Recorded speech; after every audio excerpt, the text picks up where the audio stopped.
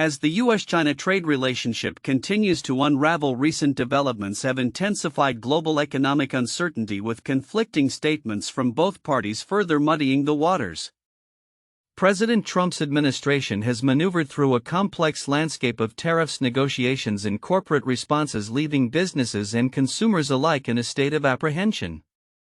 On April 25, reports emerged indicating that China had quietly rolled back some of its tariffs on U.S. semiconductors and pharmaceuticals. This move came amid President Trump's mixed messages about trade discussions with China, which he claimed were ongoing despite Beijing's denial of any such negotiations. The Chinese embassy in Washington explicitly stated China and the U.S. are not having any consultation or negotiation on tariffs. The U.S. should stop creating confusion, highlighting the stark divide in communication between the two nations. The trade war has had significant repercussions on the U.S. economy. Economists warn of potential empty shelves and layoffs as companies grapple with the ramifications of the escalating tariffs, which have seen U.S. duties on Chinese imports soar to as high as 145%. The uncertainty surrounding these tariffs is impacting business activity, with many firms rethinking their profit forecasts. For instance, 3M and Kimberly-Clark have both cut profit outlooks, citing rising costs due to the tariffs. In an interview with Time magazine, Trump expressed that he would consider it a total victory if tariffs remain as high as 50% on all foreign imports within a year. This starkly contrasts with earlier hopeful signals regarding tariff reductions, leaving investors and corporations unsure of the future landscape. The president's comments on tariffs have been erratic, suggesting that while he seeks concessions from China, the administration remains open to further escalating trade tensions. Corporate America is responding to these tumultuous conditions by adjusting their strategies. Former Cisco CEO John Chambers stated that companies like Apple could feasibly shift iPhone production to the U.S. as they re-evaluate their supply chains in light of the ongoing tariff conflicts. Chambers emphasized that partnerships with countries like India could play a crucial role in mitigating risks associated with reliance on Chinese manufacturing. The financial markets have shown volatility in response to the trade discourse, with indexes surging and retreating as news unfolds. For instance, optimistic signals from Treasury Secretary Scott Bessent about tariff de-escalation led to a rally in U.S. stocks, yet uncertainty remains as conflicting messages create confusion among investors. As the situation evolves, the implications of the trade war extend beyond immediate economic concerns. With inflation expectations at their highest level since 1981, American consumers are bracing for price increases on a variety of goods and services. A recent poll indicated that nearly half of U.S. adults expect significant price hikes due to tariff policies, reflecting widespread anxiety about the potential for a recession. Looking ahead, the coming weeks will be critical as the Trump administration pushes for trade deals with multiple countries while trying to navigate the complex web of existing tariffs. The administration's insistence on a 90-day negotiation window for resolving trade disputes is ambitious, especially given the historical complexity of trade agreements, which often take years to finalize. As negotiations unfold, stakeholders across the globe will be watching closely to see whether the U.S. and China can find common ground or if the trade conflict will intensify, further destabilizing the global economy. At the forefront of China's political landscape, a unique health initiative has emerged from the Central Party school, where cadres are not only steeped in Marxist doctrine but are also being encouraged to adopt healthier lifestyles. In a notable shift, officials are tackling personal health as part of their professional development, exemplified by the story of James Zheng, a 45-year-old government official who has lost 15 kilograms 33 pounds since engaging in a 6-month training program at the prestigious institution. Zheng's transformation began with a commitment to healthier eating and regular exercise, leading him to jog every other day and meticulously track his calorie intake. He proudly notes that his body mass index has dropped from nearly 30 to 24, placing him within a healthier range. "My change is not due to a midlife crisis but the lessons I learned at the Central Party School," Zhang shared, highlighting how the program emphasizes not only political loyalty but also personal well-being. The Central Party school, known for shaping the next generation of China's leaders, has been somewhat enigmatic in its recent curriculum, traditionally focused on President Xi Jinping's political doctrines. However, integrating health education into the program signals a broader recognition of the importance of personal health among officials. As obesity rates become a growing concern in China, the government aims to ensure that its leaders model healthier lifestyles, which may in turn influence public health policy. The initiative reflects a growing awareness within the Communist Party of the need for officials to embody the principles they advocate, potentially impacting governmental approaches to public health and wellness. Observers note that this shift could signify a deeper understanding of the interplay between personal health and effective governance, especially as China continues to navigate complex social and economic challenges. As the Central Party school garners attention for its dual focus on political education and health, it raises questions about the future of leadership in China. Will this new emphasis on health among officials lead to comprehensive public health reforms? Only time will tell as these promising developments unfold. In conclusion, as China marks a pivotal moment in its political training programs, the integration of health education alongside traditional political doctrine suggests a forward-thinking approach that could reshape the future of governance. With health becoming a priority for the nation's leaders, the implications for public policy and societal well-being are profound, setting the stage for further advancements in both personal and public health initiatives in the years to come. In a significant shift in the ongoing trade tensions between the United States and China, recent developments indicate a possible thawing of relations as both nations explore avenues for tariff relief. On April 25, 2025, reports surfaced that China has discreetly rolled back tariffs on certain U.S. semiconductors and pharmaceuticals. This easing of trade barriers appears aimed at alleviating pressure on China's tech sector and fostering a more amicable economic environment. Additionally, there are indications that China may also consider reducing tariffs on medical gear and chemicals, suggesting a broader reassessment of its trade policies. The revelations come amidst a backdrop of mixed messages from U.S. President Donald Trump, who claimed to have spoken with Chinese President Xi Jinping, a statement that was promptly denied by Beijing. The Chinese embassy in Washington expressed frustration, tweeting, "China and the U.S. are not having any consultation or negotiation on tariffs. The U.S. should stop creating confusion." This exchange underscores the complexity of the current diplomatic landscape, where both sides appear to be navigating a precarious balance between public posturing and private negotiations. Wall Street reacted positively to the news of potential tariff reductions, spurring hopes for a broader de-escalation in trade hostilities. Recently, tariffs on U.S. imports from China have surged to alarming levels, with some goods facing duties as high as 145%.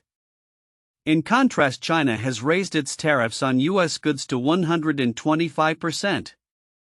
Analysts suggest that any easing of these tariffs could significantly impact market dynamics, particularly for investors in technology and pharmaceutical sectors. Adding to the discourse, Treasury Secretary Scott Bessent indicated that a trade deal with South Korea could be finalized as early as next week, while Trump hinted at a flurry of trade agreements in the coming weeks. However, he also stated that he would not drop tariffs on China unless there are substantial concessions from Beijing. This ambiguity leaves many observers questioning the administration's long-term strategy. The impact of these tariffs is being felt across various industries. Companies like Apple are reconsidering their supply chain strategies, with former Cisco CEO John Chambers remarking that Apple could feasibly produce iPhones in the U.S. if needed, especially as firms look to mitigate risks associated with the ongoing trade war. Meanwhile, major corporations are adjusting their earnings forecasts in response to rising costs linked to tariffs. For instance, 3M and Kimberly-Clark have both lowered their profit outlooks due to increased supply chain expenses stemming from these tariffs. As companies grapple with the uncertainties of trade policy, consumer sentiment also reflects growing concerns. Recent polls indicate that nearly half of U.S. adults expect significant price increases due to tariffs, raising fears of a potential recession. The current economic climate is further complicated by the looming threat of higher costs for everyday goods, which could dampen consumer spending and stifle economic growth. Looking ahead, the situation remains fluid. Negotiations between the U.S. and China, while showing some signs of progress, continue to be fraught with challenges. Both sides must navigate a myriad of complexities, including public sentiment, corporate interests, and geopolitical considerations. As the 90-day period for negotiating trade agreements approaches its end, all eyes will be on how the administration chooses to proceed and whether it can foster a more stable and predictable trade environment. The outcome of these discussions will undoubtedly shape the economic landscape for both nations and beyond, influencing market trends and corporate strategies in the months to come. And the ongoing geopolitical tension between the United States and China. The strategic significance of Guam has come under renewed scrutiny. The island, a crucial U.S. military hub in the Indo-Pacific, is poised to play a decisive role in any potential conflict involving China, particularly concerning Taiwan.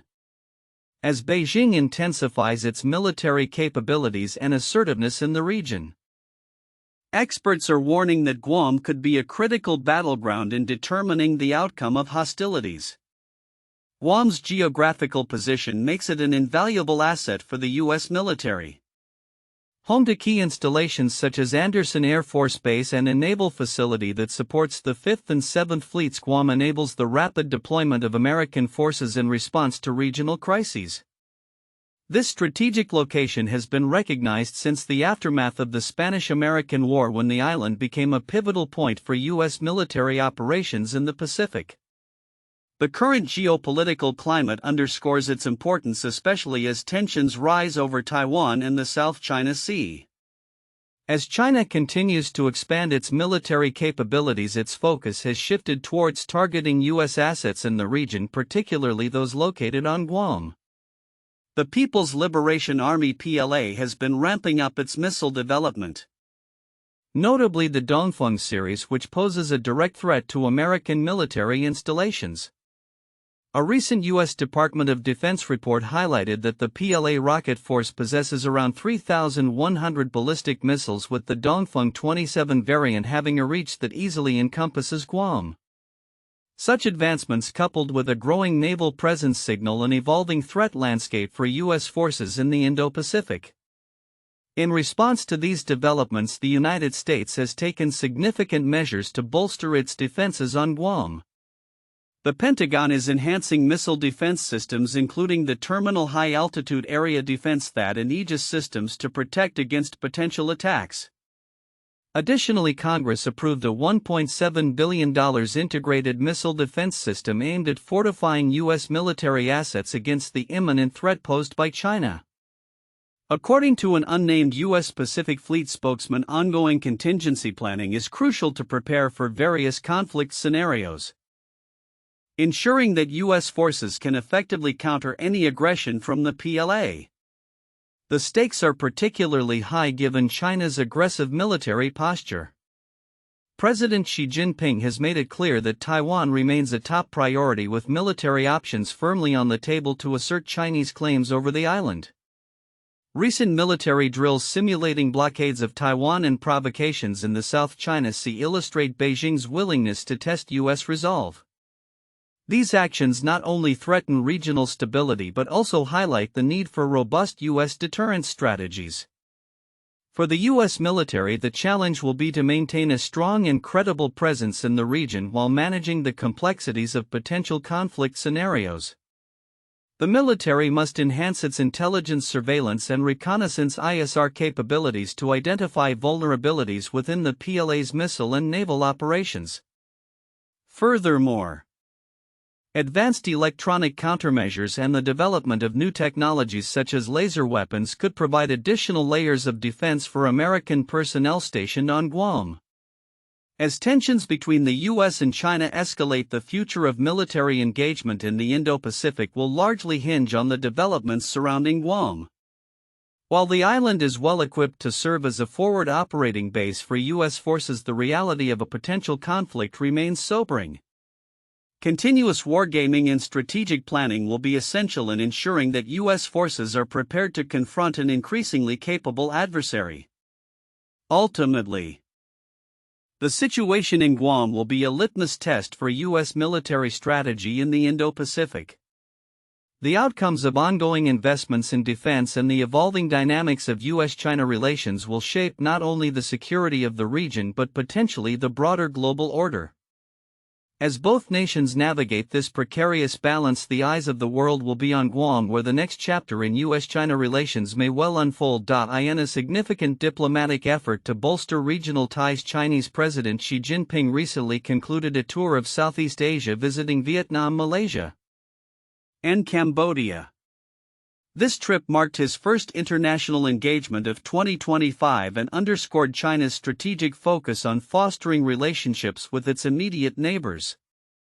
The essence of Xi's journey lies in the ancient Chinese proverb, "A relative far away is not as helpful as a neighbor close by."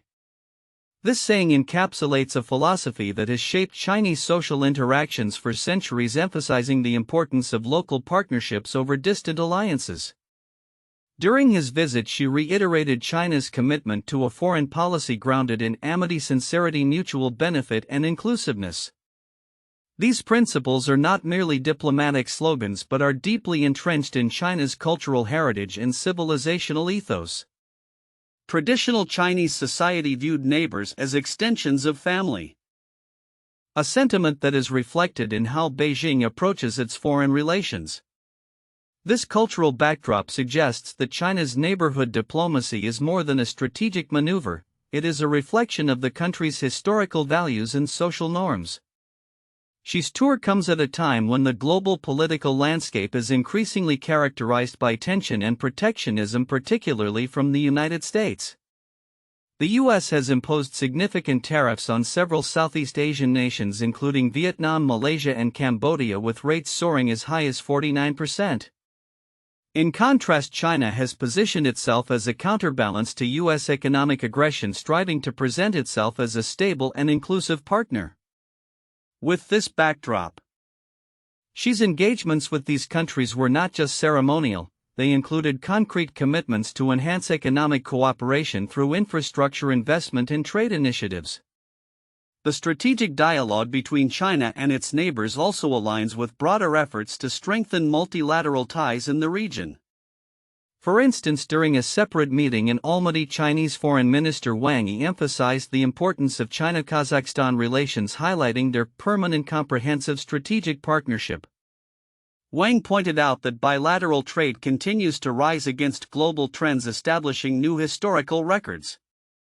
This cooperation encompasses various sectors including energy, connectivity, and technology, indicating a robust framework for future engagement.